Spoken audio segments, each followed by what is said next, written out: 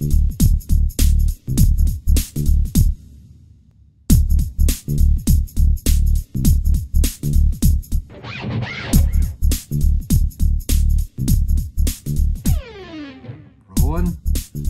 here we at. Welcome to the very first podcast. I'm Jeff Spike Wong, Spike, or you've known me here, JSW432. And what we're doing here on this podcast is to be able to create a dialogue and learn about what we're doing, and how we're doing it, and what we're doing about of our reality, our check. And this whole thing started back, I would say 8-9 years ago when I created Music, Magic, Energy, and God. This was going to be a documentary film in regards to the type of music that at that time my band was creating, which was 100% improvisation. And this came from a philosophy of musica universalis, was universal music. And this is the music of the planets, the music of the spheres, the harmony of the spheres. This is all the energy that we're picking up from sun, the moon, planets, and whatnots, and they have a certain vibration from it. So I started tapping into understanding that. I've been studying a lot about frequency and metaphysics of the frequency and toning and energy and all those things. Starting probably before I even came to the country in 1974 here in America. I was doing this back in Taiwan. And of course, the information that we have growing up there is very different than the information we're being taught here in the United States.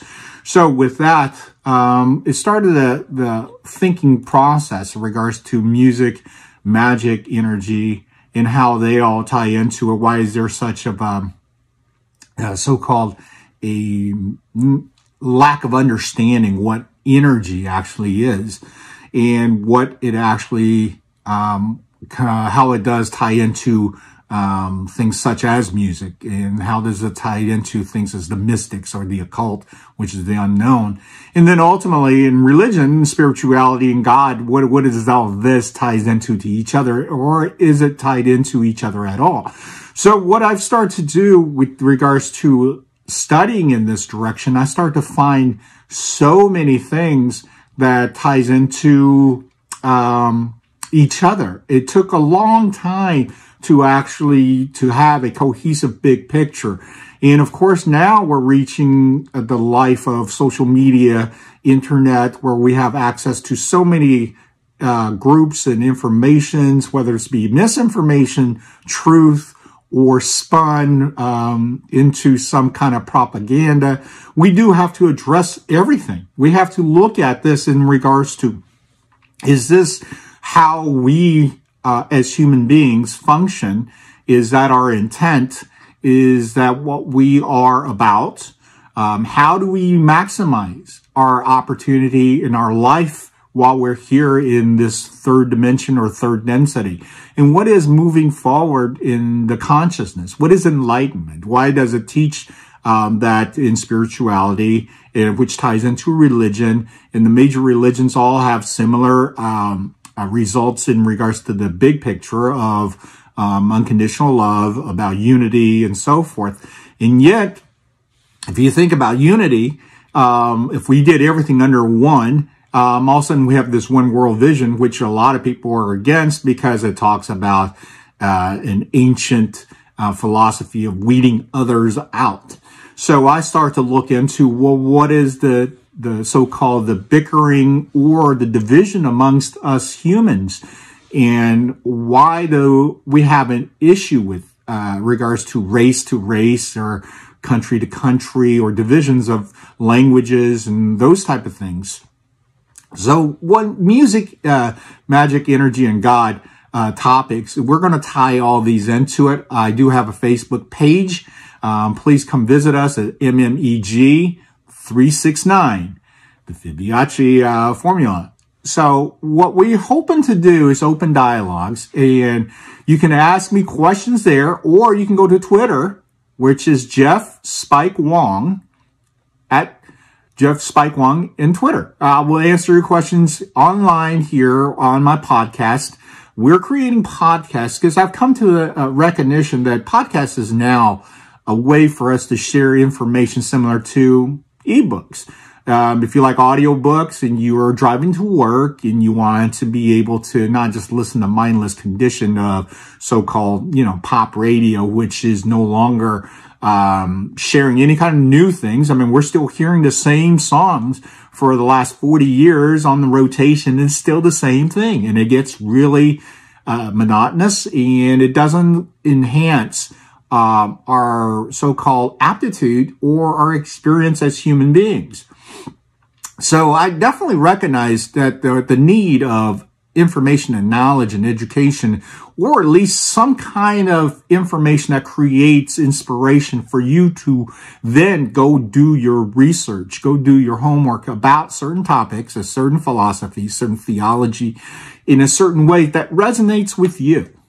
And hopefully that will help you in how you develop and how you experience, and also how you contribute to self, to family, to friends, or whatever it may be that you're going to.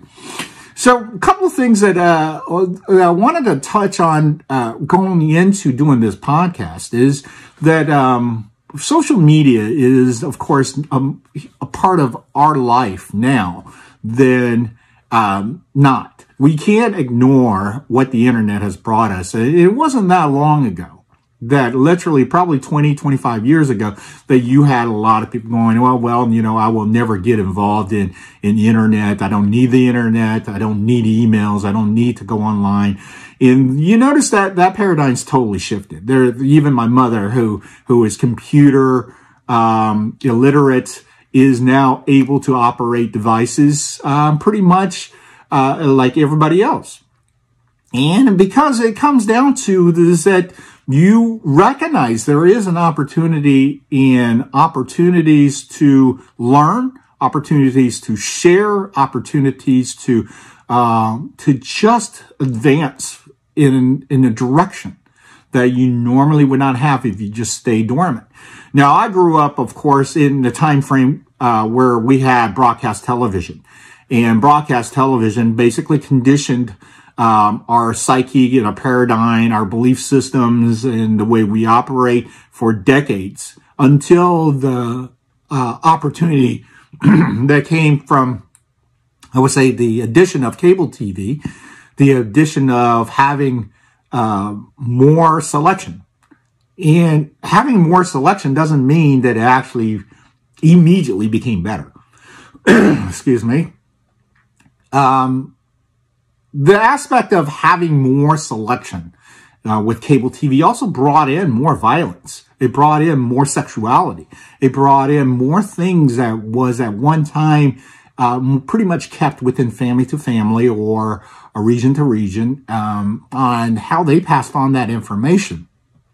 But all of a sudden, when you can access a movie channel that's going to show you beheadings or a warfare or something that is aggressive as rape into sexualized a scene, that paradigm changes not only the person who's viewing it, but now it changes the regards to what that act actually means, because it conjures up a different type of emotion, it conjures up a different type of imagery and so forth.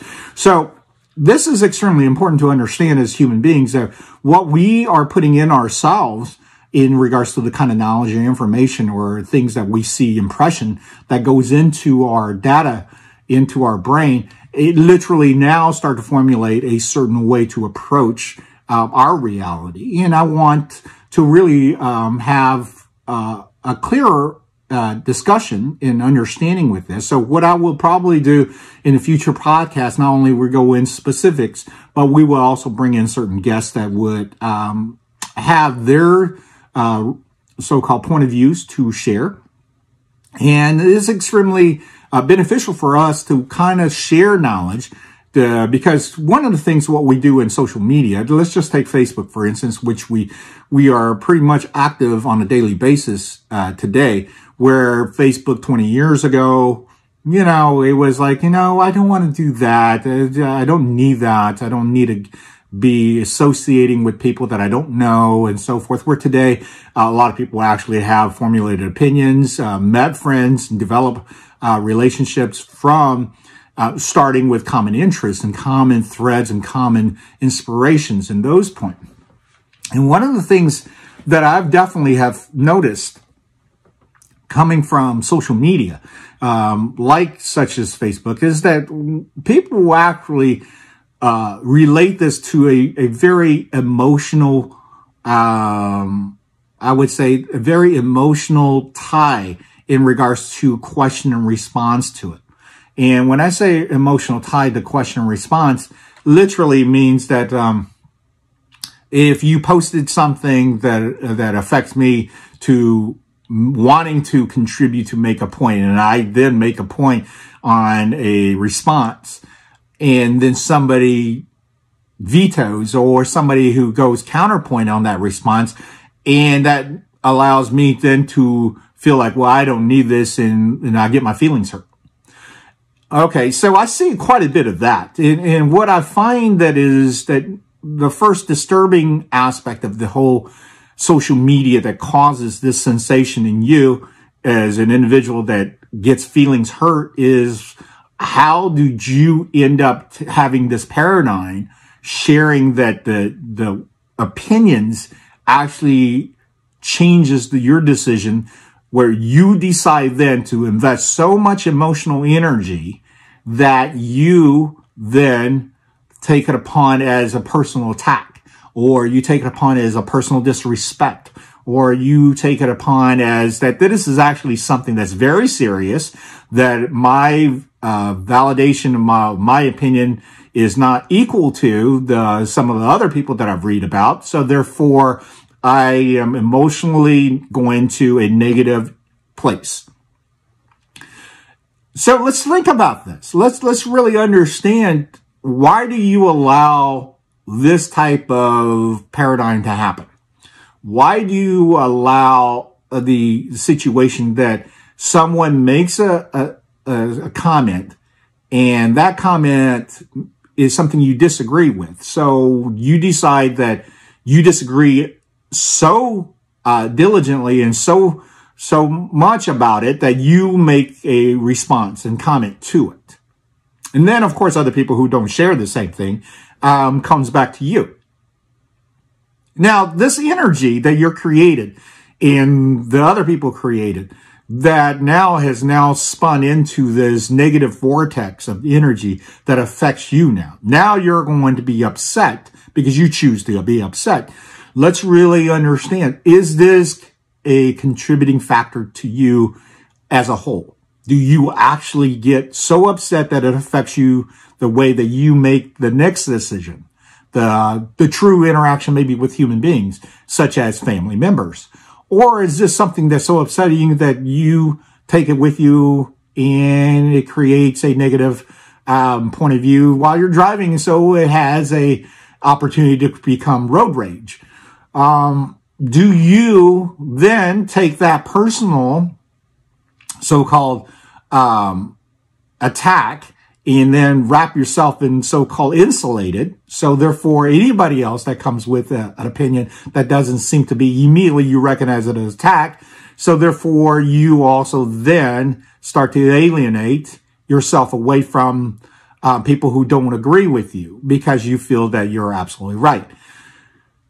There's one key factor I think everybody needs to take in consideration. As soon as you feel attacked, you need to stop for a second and give yourself a self-analyzation, self-check to recognize, am I really being attacked? Who's attacking me? Why is it an attack? You need to go deeper and understand the feeling of this energy. Because without it, you're just aimlessly surfacing, okay? When you're surfacing your intents, your inspirations, your emotions, your energy, your paradigm, everything that creates from your consciousness, if you're not a deep thinker, you're only kind of just skimming the surface and making decisions that affects other people in your circle, believe it or not. It affects your overall opinion of yourself as well. Most people are not even thinking that, oh, really? How do I make a decision that is worse for myself? How does that happen? Well, there's a lot of teachings out there.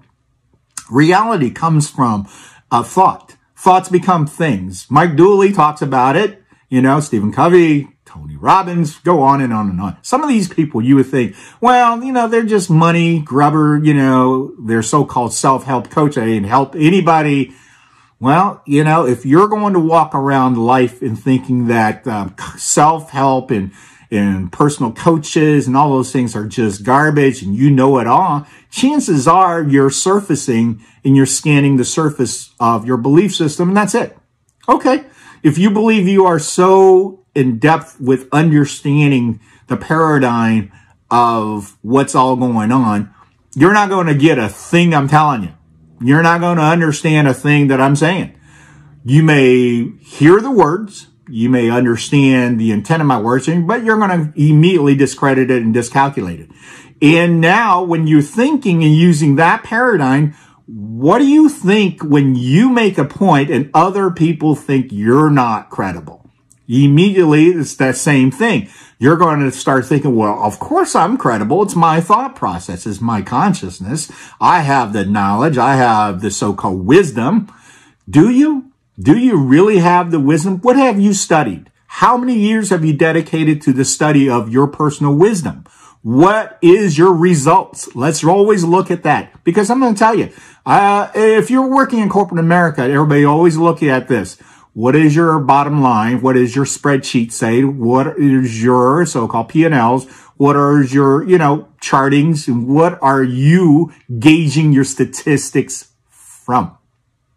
And one of the key factors, I can tell you flat out from looking at social media, is the people who suffered the most, the people who are the most uncomfortable about certain things, the people who are the most unhappy with regards to what went on, are usually the one that is posting these exact words that is creating their reality. They are putting things into their lives that they are not welcoming because they are so-called venting. But the thing is, are you venting or are you actually creating the reality from universal energy to bring it to you? Right? So if I post every day, I can't believe how bad my life is. I can't believe how much that I try to be great and somebody always stabs me in the back. Okay, so I put that energy out and I'm going to believe that energy. I'm going to believe that thought because it's coming from my consciousness. And that consciousness is telling me that I am being disrespected. I am being backstabbed. I am not loved. I am everything that I wish I could be, but I'm not. So I'm going to repeat this today. I'm going to repeat this tomorrow. I'm going to repeat this next week because this is what's going on with my life and I have to tell you about it. I hope everybody understands the intent of this podcast is to get you to think layers deep down within, to get into the true consciousness, to understand what energy, what the universal energy, what is the consciousness, what is God, what is the truth that is coming through you, to you, in you, and are you embracing it or are you asleep? What is sleeping? What does being asleep even mean? Well, it's very simple. It is very simple. If you put certain priorities in front and that priority is only about self, chances are that paradigm was taught to you. Okay? How do you become selfless? Why is selfless so important? Well, selfless will help you to step back away from the so-called paradigm, the rigidness of these structures that's been ingrained through school systems, through our reality in the third dimension here on the planet, through the information that is been given to us. Are they all true? Are they all true? Here's my challenge for you. We're going to wrap up this podcast with this. What they are teaching us on this planet is that we've only been around 6,000, 7,000 years, if that. And, you know, we have certain written cultures that's going around, and pyramids were built by slaves, and dinosaurs were around millions of years ago, and now they have so-called disintegrated into some kind of biofuel that we call fossil fuel and all these things. These are all so-called taught paradigms. I challenge every one of you to start digging deeper. And I'll start with this. In Turkey, they have found a city through excavation that is over 12,000 years old. And yet you don't hear much about that, do you? But what you do hear is how much the Democrats hates our President Trump. What's going on with that? Why is that so much more important than to realize, hey, you know what? Everything that we've been taught has been really not real, not true at all. So God bless the JSW432 with lots of love in my heart, my intent. Bring your consciousness to a new level. Start to inspire. Be the artist within you and be who you really are. God bless. I'll see you next one.